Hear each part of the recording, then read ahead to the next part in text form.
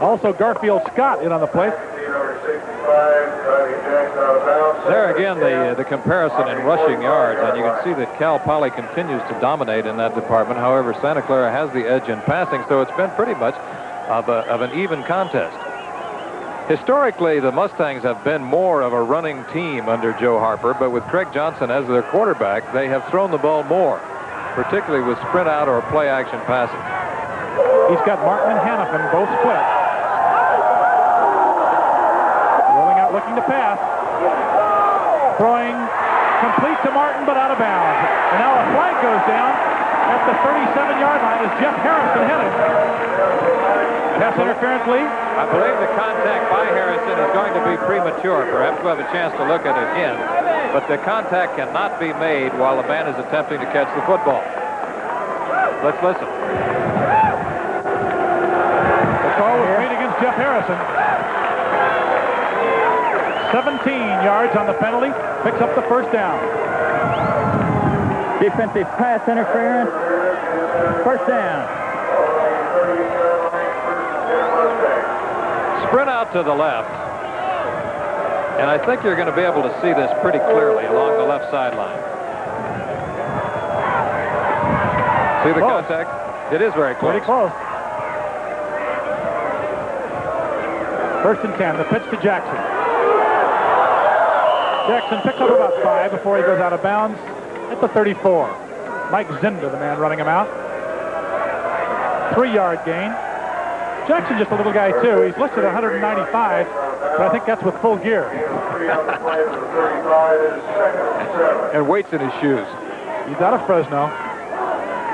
He's got some pro scouts interested, though, despite his lack of bulk. The last time these two teams met, Lewis Jackson carried the ball 41 times for 231 yards. In that high-scoring game, Jackson got only 1 touchdown out of it. Then later, he carried the ball 55 times in the game against the Boise State. For less yards. Craig finds a hole and busts his way up there. First down yardage before Craig O'Leary makes a stop. There's the man that's really been the key thus far in the ballgame, though, is number 39, Dan Craig, the fullback. He's really gotten those tough yards inside. A 7-yard gain and a first down for Craig. Craig is just a sophomore out of San Jose. He had carried the ball only 38 times for 215 yards and 3 touchdowns coming into that. And he's only caught the ball twice for 17 yards, so he already has 1 catch today and 6 rushes for 50 yards.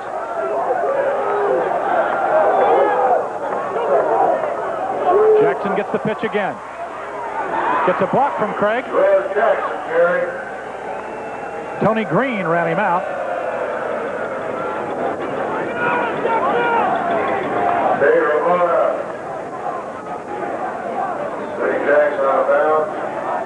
Gain of 3.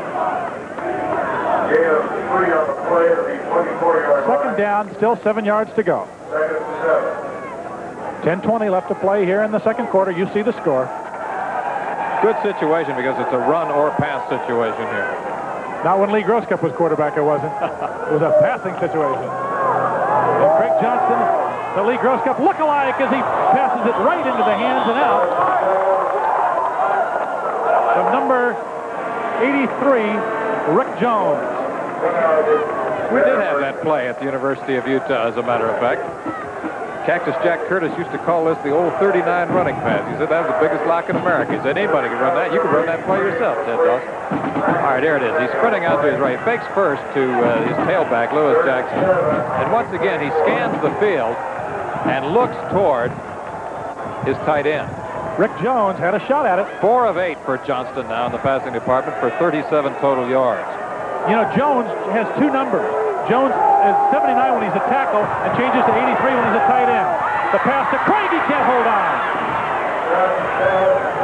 Dave Ramona with a good hit along with Mike Zinda.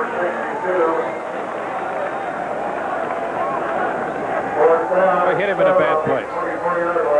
Well, Dave Ramona hit him in a bad place, I'll tell you that. He really put the stick to him. Dave Ramona will be back next year. He's a junior out of San Jose. 105 individual tackles, had 16 against this team when they last met. That's so they'll remember him. Vasella, who is hit on 12 of 21 field goal attempts, will be shooting from the 31-yard line. This is well within his range.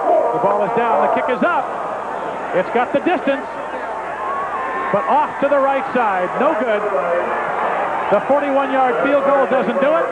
So the score remains with 10:04 left to play here in the first half. The Mustangs of Cal Poly 14, the Broncos of Santa Clara 7. You stay with us. Well, you want to pay to get in this afternoon? They're right out of their dormitory. I don't blame them. Then we have some tree people. Look at these guys. They really wanted to see this game. And they're seeing a good one. 14-7 here in the first quarter. 10 minutes and 4 seconds left to play. First down, the 44-yard line. And Dave Alfaro. I keep wanting to call him Henry, and I'll tell you why right after this play. The give to Forte as a flag is down. A flag down thrown by the head linesman, Tom Ehlers, right at the line of scrimmage. Henry Alfaro is Dave Alfaro's father. Henry's office is right across from mine at ABC in Los Angeles. Henry is an outstanding news reporter in Los Angeles. I'll tell you, he is a great guy and the biggest football supporter for his son in the history of the world, believe me. He's followed his son to every game he's ever...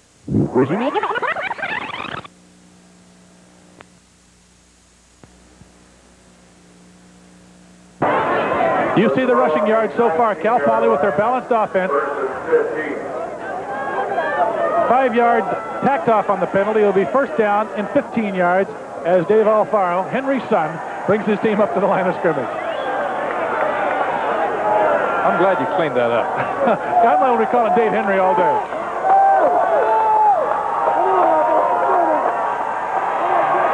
Dave to Parmalee, completed to 30, but Parmalee can't hold on. Again, a great hit by the defense, number 20, Chris Jones. And that's twice Jones has stripped Parmalee from the pass.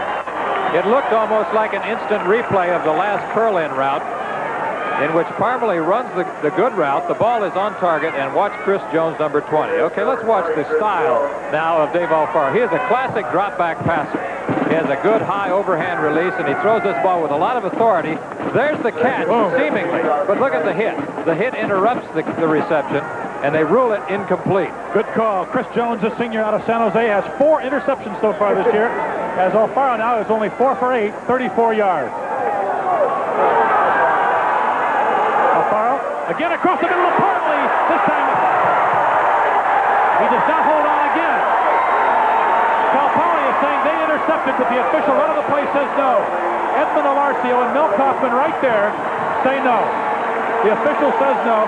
Alarcio got the first hit, and Parmalee is having a tough time of it. Watch it here, Lee. Oh, this is what wide receivers hate, the down and in route. Sprint out to his right. Alfaro is going to be looking for Perry Parmalee coming from left to right on the down and in route. And there is the pass once again perfectly thrown. And what a hit by number 40, Edmund Alarcio, perhaps the best athlete in the secondary. And he got a little help from Bill Kaufman, number 56. Alarcio's nickname, Headache. Headache. And now you know why. Small wonder. Alfaro, who has missed 4 straight, goes back to pass again. Throwing, complete, and out of bounds is Forte at the 30-yard line. Ralph Gallagher runs him out, way short of the first down. Gain of only 4. Headache Alarcio. Past the aspirin, says Perry Parmalee. I tell you, we have seen some great hits out here. Standing ovation across the field for the Cal Poly defense. And Lee, I got to believe they deserve it. The Mustangs and the Broncos. We got some hosses out here today. Some pretty good kicking. Brian Jackson back to kick. And that's Robbie Martin.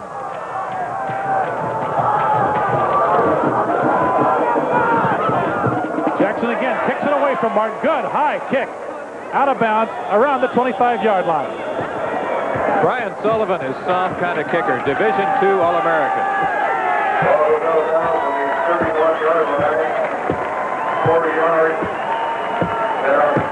A reminder that ABC's Wide World of Sports returns next Saturday at 5 o'clock Pacific time with a super featherweight championship fight from El Paso, Texas. Live, except on the West Coast, where you'll see it at 5 o'clock, WBC World Featherweight Championship, Salvador Sanchez versus Juan Laporte. Sanchez is 4th title defense, 36 wins, 1 loss, and 1 draw. We go back to the action. 1st and 10 at the 25. Johnston on the bootleg. Throws. Complete to Martin. Martin down by Harrison at the 49-yard line.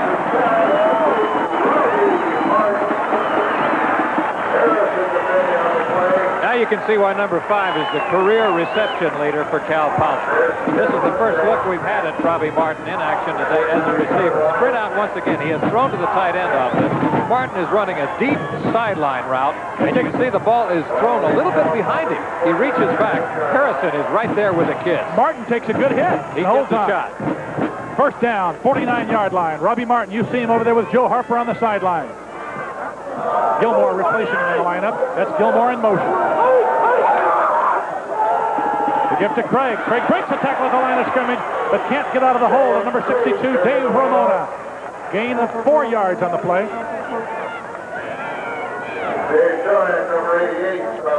Watch a great second effort here by Danny Craig. We have been talking about the effort of number 39, Dan Craig, this afternoon. Watch him as he just takes a little reverse handoff here by the quarterback, Craig Johnson. Now watch here. Boom! And he loses the first tackler. Wham! Pow! Tony Green hit him first, and then Dave Ramona came up to finish him off. Second down. 7 yards to go. Make it 6.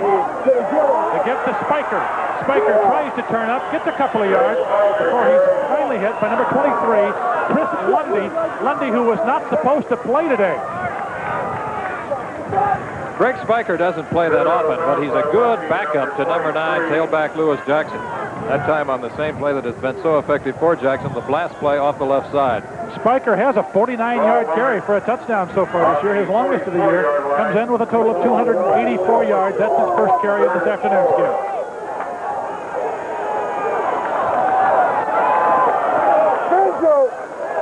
Craig, the only setback. Passing formation. Johnson rolls the pass. Plenty of time. Oh, the time in the world. Throws incomplete. Intended for Spiker. Broken up by Harrison.